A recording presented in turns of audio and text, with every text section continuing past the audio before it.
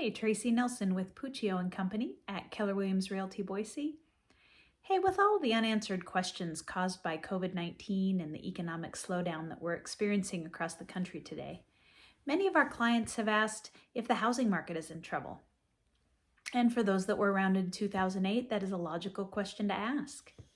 Many of us experienced financial hardships, lost homes, and were out of work during the Great Recession. The recession that started with a housing and mortgage crisis. Today we face a very different challenge, an external health crisis that has caused a pause in much of the economy and a major shutdown of many parts of the country.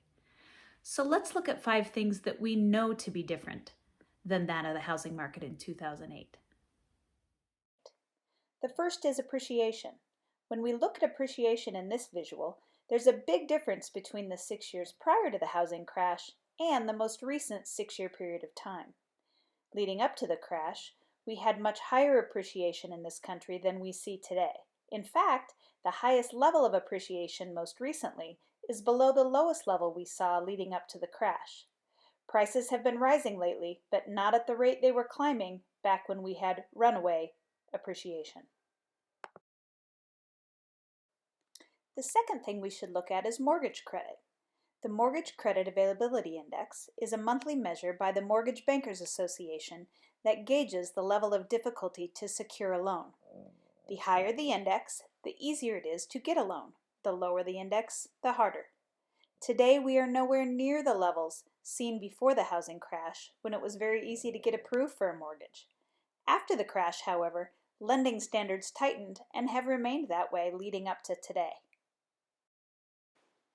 Another thing we know about today's housing market that's different than 2008 is the number of homes for sale. One of the causes of the housing crash in 2008 was an oversupply of homes for sale. Today, as shown in this image, we see a much different picture. We don't have enough homes on the market for the number of people who want to buy them. Across the country, we have less than 6 months of inventory, and in Ada County alone, we are seeing about half a month's supply on resale homes under $800,000, an undersupply of homes available for interested buyers. The fourth thing that we're going to look at is the use of home equity. This chart shows the difference in how people are accessing the equity in their homes today as compared to 2008. In 2008, consumers were harvesting equity from their homes through cash-out refinances and using it to finance their lifestyles. Today, consumers are treating the equity in their homes much more cautiously. And the fifth thing that we know about today's housing market that is different from 2008 is the home equity today. Today, 53.8% of homes across the country have at least 50% equity. In 2008, homeowners were walking away when they owed more than what their homes were worth.